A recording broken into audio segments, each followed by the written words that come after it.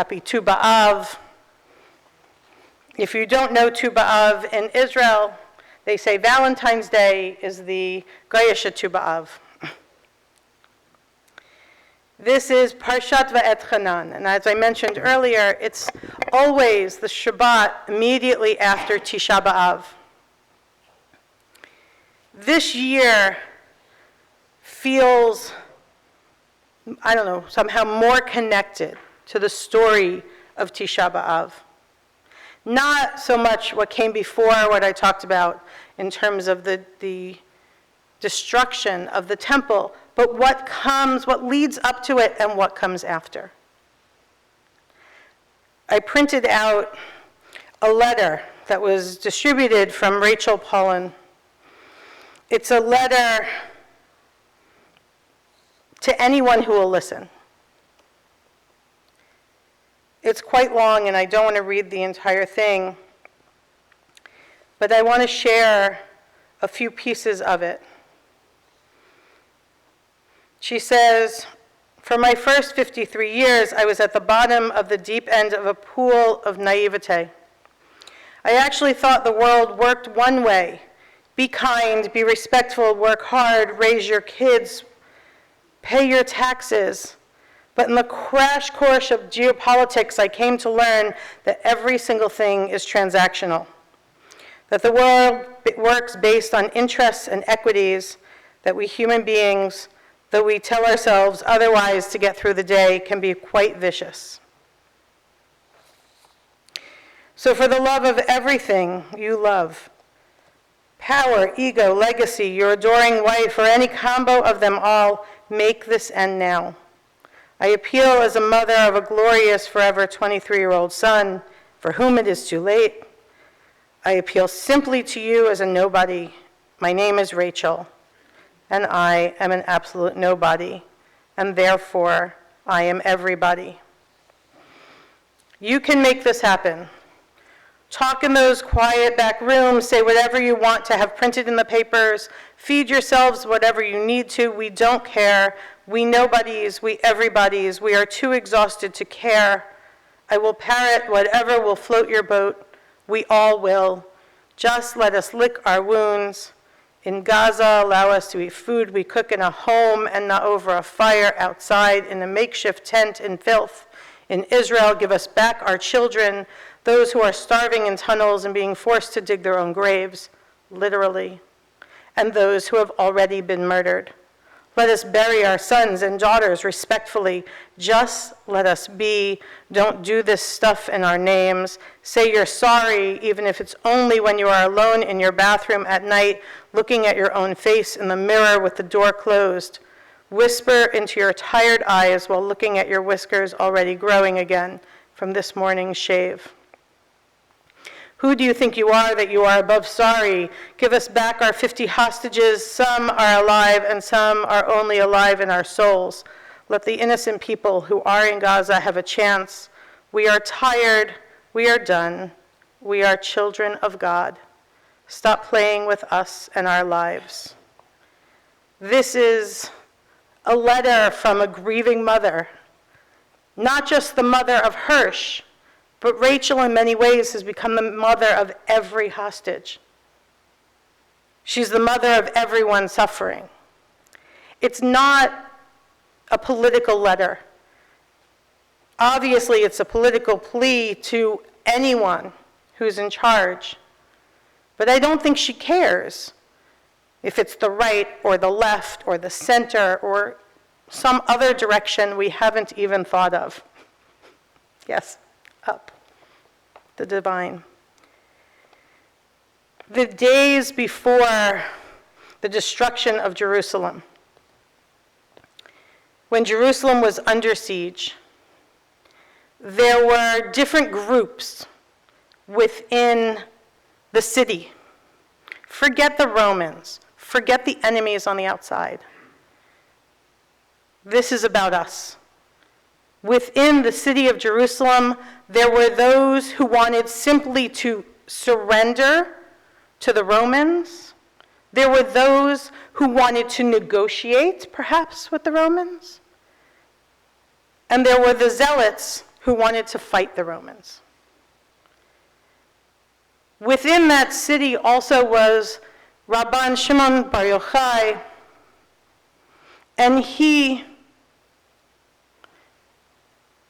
was trying to simply get through the day and make sure that people, Yochanan ben Zakkai, he wanted to get through the day and make sure that the people, that the Jewish people could survive to live and pray and fulfill mitzvot and continue to be. And his son-in-law was the leader of the Zealots. And the Zealots who wanted to go and fight the Romans said, his son-in-law came to him and they said to him, "Convince the people to fight with us." He said, "The people just want to live their lives." And the Zealots pushed, and they pushed. And they finally burnt all the food within the city. Because they thought if people were finally desperate, maybe they would fight. And it didn't work. At that time, then,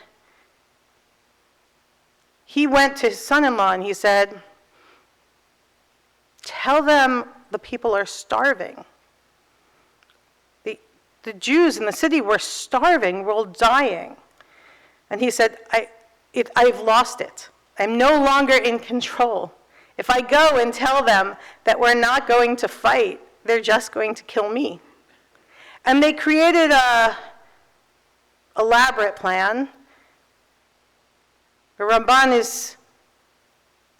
is, I guess, hidden in a coffin and taken from the city because no one was allowed, but you didn't bury the dead within the city.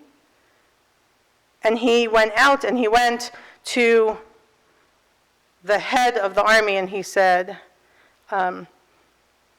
"Give me Yavne. Give me the city of Yavne, and I'll go there and I'll collect the Jews that can come with me, and we will rebuild." And that is the first of the great yeshivot in the ancient land, in our land.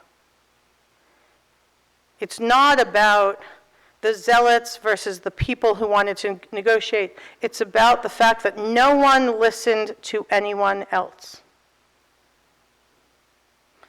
That everyone became no one. That people were stuck in the same thing over and over and over again. And again, I say this is not a political statement because it really doesn't matter if you're on the right or on the left or in the center politically where you are. What matters is that no one was listening to anyone else. Our people were broken. And only when this one person could say, okay, we need to find a new way forward, not one that's totally involved in this space here, but something else. Could the healing for the Jewish people begin? And as I was reading the Parsha this week and thinking of the Haftarah, Nachamu Ami, Yomar Elohechem. Comfort you. Comfort yourselves, my people, says God. But then later, in the middle of the Haftarah, it says, Kol Amar Kra V'Amar Ma Ekra.